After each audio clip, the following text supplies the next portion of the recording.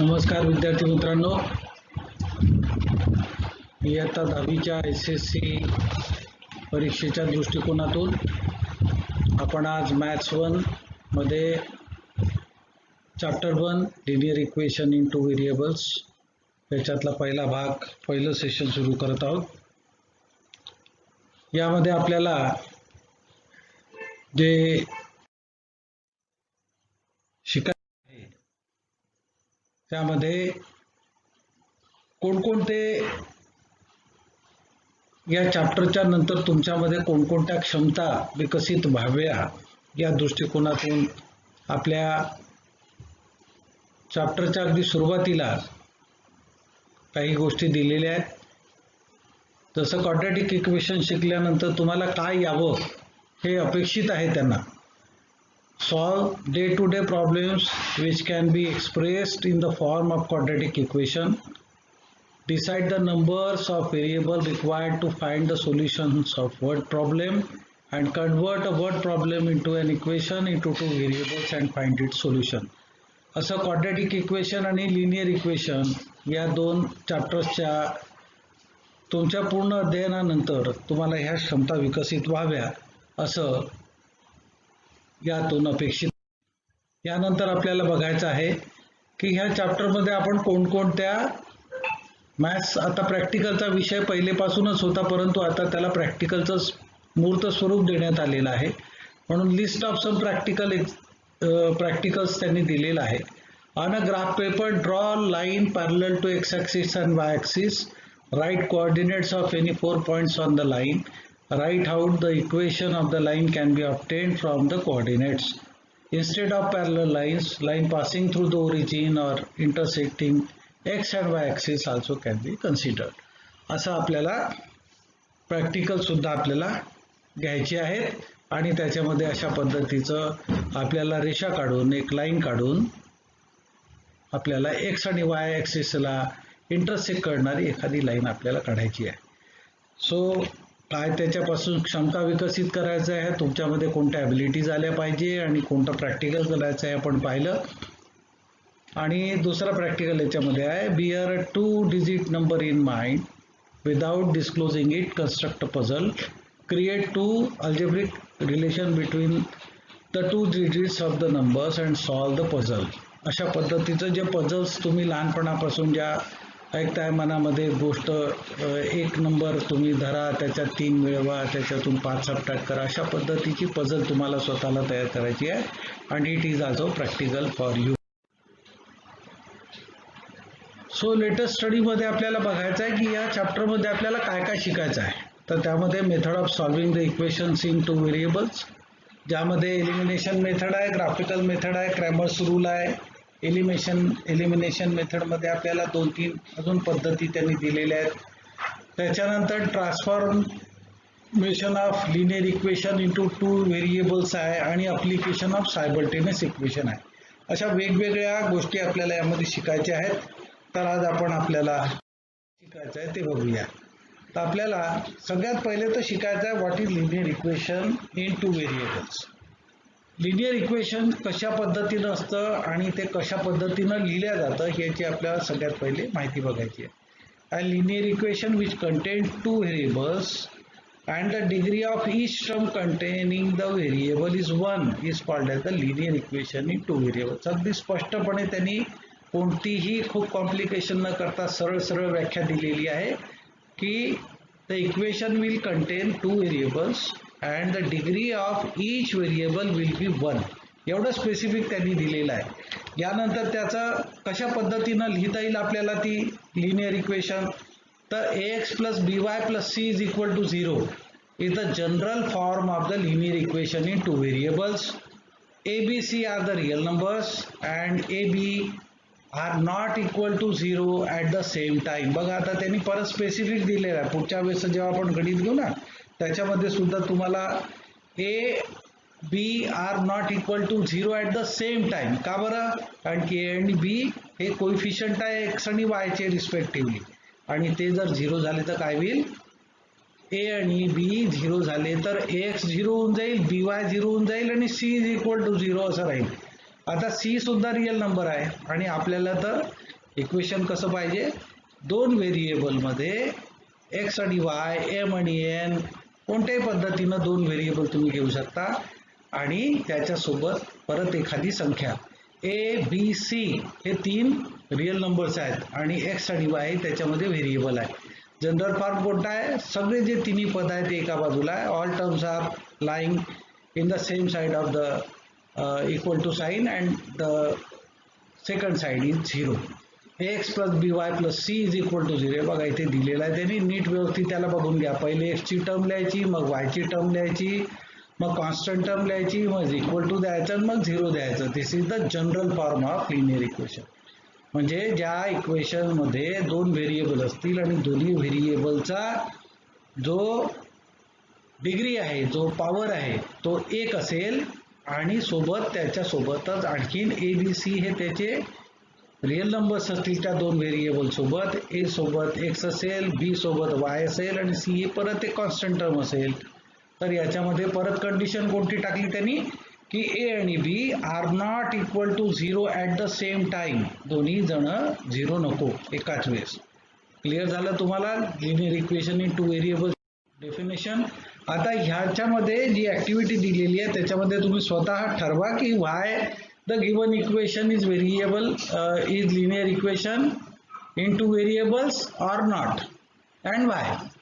म्हणजे दिलेले जे इक्वेशन्स आहे त्याला आपल्याला लिनियर इक्वेशन्स आहे की नाही ते ठरवायचं आहे आणि असेल तर का, नसेल तर का, याचा आपल्याला एक्सप्लेनेशन सुद्धा द्यायचा. First one 4m + 3n is equal to 0.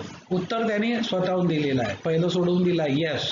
Y it is yes, because the equation contains two variables m and n and the power of m is 1, power of n is 1, therefore it is a linear equation in two variables. Therefore the answer is yes. Yes, it is a linear equation in two variables. Second one अगदी पाहिल्याबरोबर तुमच्या लक्षात येईल इथे x चा power 2 आहे म्हणून याला आपल्याला linear equation in two variables म्हणता येणार नाही. Though the equation contains two variables x and y, but the power, that is the degree of x is 2, therefore it is not a linear equation. Therefore your answer will be no. आता इथे सुद्धा तुम्हाला दिसता इथे route तुम्हाला फक्त त्यांनी चकवण्याकरता टाकलेला आहे. But root is applicable to 2 only and this root is applicable to y only. Power or the degree of x is 1 and the coefficient is √2 and the power of y is 1 and the coefficient is √5. Therefore the powers are degree of x and y is 1 and it is a linear equation in two variables. This is also linear equation in two variables. Why? कारण की त्यांनी condition काय सांगितली होती, x चा power 1 y चा power 1 आणि दोघही एकाच वेळेस 0 नको. एक्सच्या सोबत 0 आलेला आहे कोएफिशियंट मध्ये परंतु तरी याचा पॉवर 1 आहे, याचा पॉवर 1 आहे. Therefore it is a linear equation in two variables. इथे सुद्धा तुम्ही बघू शकता की this is also linear equation in two variables. X सोबत 0.3 आहे, वाय सोबत 0 आहे आणि -36 कॉन्स्टंट आहे.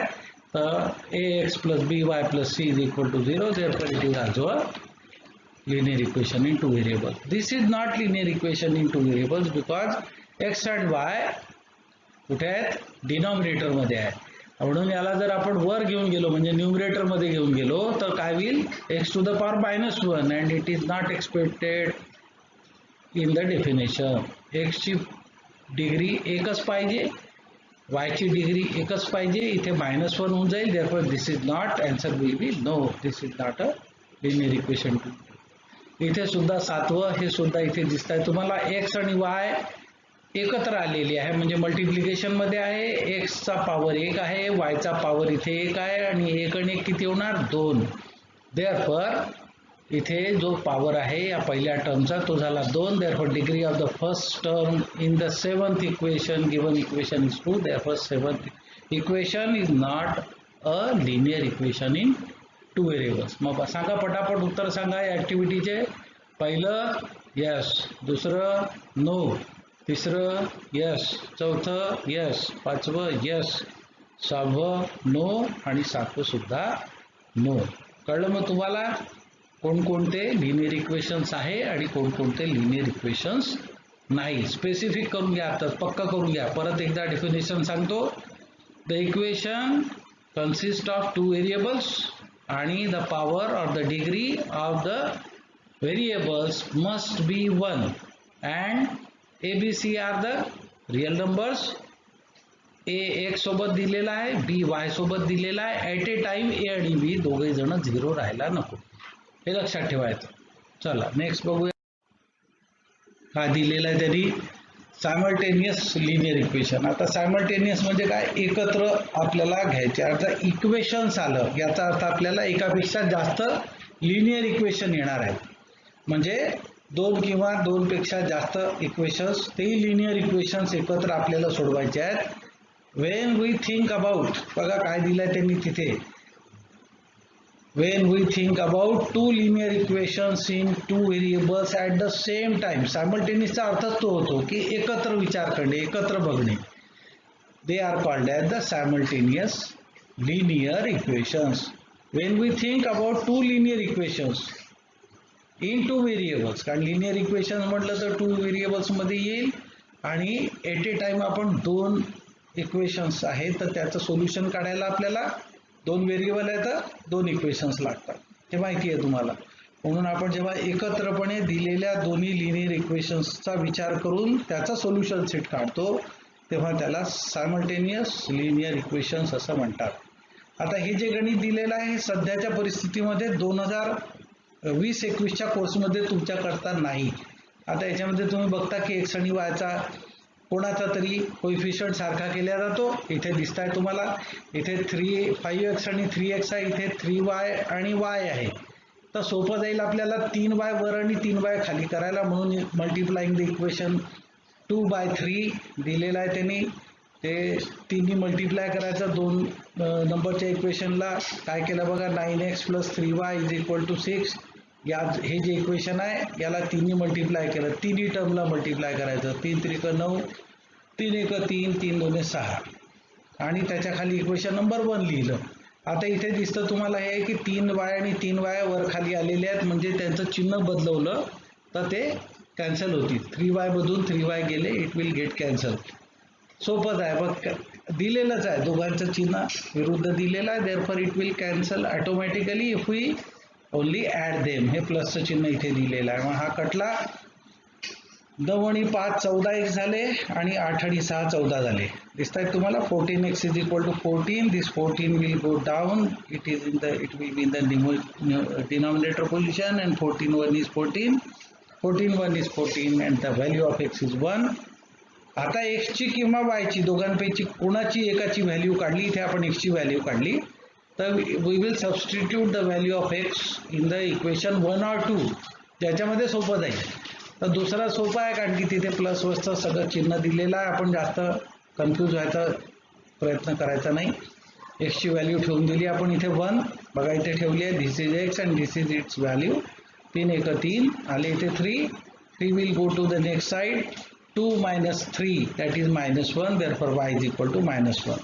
सोल्युशन सेट लिहिताना केव्हाही पहिले x ची व्हॅल्यू लिहायची आणि नंतर y ची व्हॅल्यू लिहायची, because it will represent a point and point the coordinates of points means first the x coordinate and then the y coordinate. This is the type of method of writing the solution set.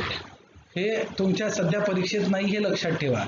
हा course तुमच्या परीक्षेतून कमी करण्यात आलेला आहे. दुसरी method आहे, ही आहे तुमची एलिमिनेशन मेथड. म्हणजे y ची व्हॅल्यू काढायची इन टर्म्स ऑफ x. बघा इथे हा y एकटा आहे ना, मग y = 2 - 3x अशी व्हॅल्यू काढून घेतली आणि ही y ची व्हॅल्यू ह्या इथे ठेवली. हे इथे इन इक्वेशन 1 बघा इथे काय झालं, मग हे बघा इथे y ची व्हॅल्यू ठेवली. 3 × हा इथे 3y आहे की नाही आपला. In the equation 1 we are going to substitute the value of y from equation number 2. y = 2 - 3x is substituted here. Now multiply by 3. 3 × 2 that is 6 and 3 × 3 that is 9x. 5 आणि 9 असे 2 x चे like term झाले आहेत, त्यांचे सम करा. ते झाले 5 + 9 that is 14x. This 6 will go to the other side, it will become +6. 8 plus 6 is 14, therefore 14x is equal to 14, x is equal to 1. हा 14 खाली आला, 14 1 is 14, 14 1 is 14. Again substitute the value of x in the equation. आता तो तिसरा आहे हा इथे. This is the third equation. x च्या जागेवर x ची व्हॅल्यू ठेवा. 2 minus 3 into 1, that is minus 3 plus 2, that is minus 1. y is equal to minus 1 and again we will write the solution. लक्षात ठेवायचं की हे जे दोन पद्धती आहे सायमल्टेनियस इक्वेशन सोडवायची, हे तुमच्या 2020-21 मध्ये त्यांनी कमी केलेलं आहे. आपल्याला अभ्यास करायला कमी वेळ मिळणार आहे म्हणून हा पार्ट त्यांनी कमी केलेला आहे. आणि आता आपण त्याची मेथड पाहूया. एक गणित त्यांनी तुम्हाला दिलेलं आहे, तुम्ही सोडवा व्यवस्थित. कोणत्या पद्धतीने सोडवता येतं ते बघा. एलिमिनेशनने त्यांनी पाहिलेलं आहे. तिथे सेकंडमध्ये y जो आहे हा इथे हा एकटा आलेला आहे. इथे याची व्हॅल्यू काढायची, ती याच्यामध्ये ह्या जागेवर सबस्टिट्यूट करायची. 2 ने त्या ब्रॅकेटला मल्टिप्लाय करायचा, x ची व्हॅल्यू मिळेल ती सबस्टिट्यूट करायची थर्डमध्ये आणि नंतर सोल्युशन सेट काढायचा. ही ॲक्टिव्हिटी तुम्ही स्वतः सोड. आणि आता महत्त्वाचं गणित जे आहे ते मी तुम्हाला शिकवतो आहे. हे तुमच्या परीक्षेला आहे यावर्षी. कोणतं? 15x plus 17y is equal to 21. 17x plus 15y is equal to 11. काय दिसतं या गणिताची खासियत काय आहे? एक पर्टिक्युलर टाईपचं पेक्युलर टाईपचं गणित आहे. काय दिसत आहे तुम्हाला थोडंसं याचं? If you observe this given two equations, simultaneous equations, what is your observation नाव? You are right. काय की पहिल्याचा एक्सचा कोइफिशियंट हा दुसऱ्याच्या वायच्या कोइफिशियंट सोबत आहे. दिस वन हे बघा इथे 15x 15y दिसलं तुम्हाला इथे, अगदी इथे क्रॉस झालेला असा. आणि दुसऱ्याचा जो एक्सचा कोइफिशियंट आहे पहिल्याच्या वायच्या कोइफिशियंट सोबत गेला. 17 17 इज क्रॉस, 15 15 इज क्रॉस. असे जे एक पेक्युलर टाईपचे जे गणित आहेत हे सोडवण्याची एक विशिष्ट पद्धत आहे. कोणती? अतिशय सोपी पद्धत आहे. बघा आता आपण याला सोडवूया. लक्षात आलं ना? पर्टिक्युलर हेच गणित कोणत्या पद्धतीने सोडवायचं? When the coefficients are exchanged, म्हणजे पहिल्यामध्ये एक्सचा कोइफिशियंट दुसऱ्याच्या वाय मध्ये जाईल आणि पहिल्याचा वायचा कोइफिशियंट दुसऱ्याच्या एक्स मध्ये जाईल. असे जेव्हा कोइफिशियंट इंटरचेंज झालेले असतात तेव्हा आपल्याला गणित सोडवायची पद्धत आहे. बघा काय म्हणतो. इन द, हे लिहायचं नाही तुम्हाला, मी फक्त एक्सप्लेन करतोय. In the two equations above the coefficient of x and y are interchange. While solving the equation we got two simple equations by adding and subtracting. हे महत्त्वाचं आहे. काय करायचं आहे तुम्हाला या दोघांना? पहिले ऍड करायचं आहे, एक सिंपल इक्वेशन मिळवायचं आहे, नंतर सबट्रॅक्ट करायचं आहे, नंतर परत एक सिंपल इक्वेशन तुम्हाला मिळेल.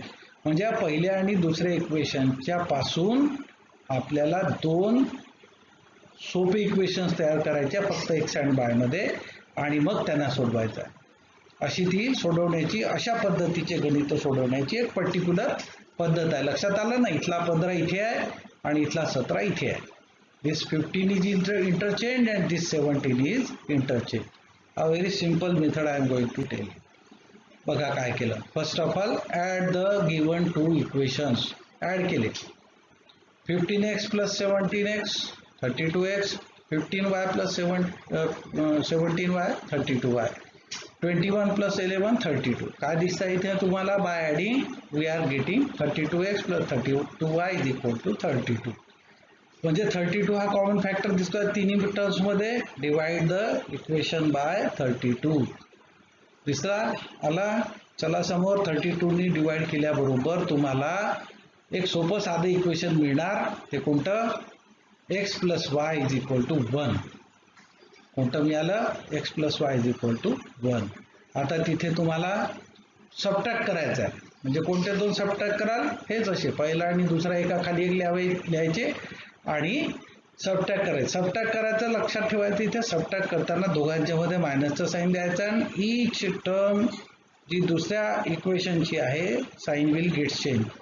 या 17x मायनस 17x झालं, 15y प्लस होता तो मायनस झाला, 11चा प्लस होता मायनस झाला.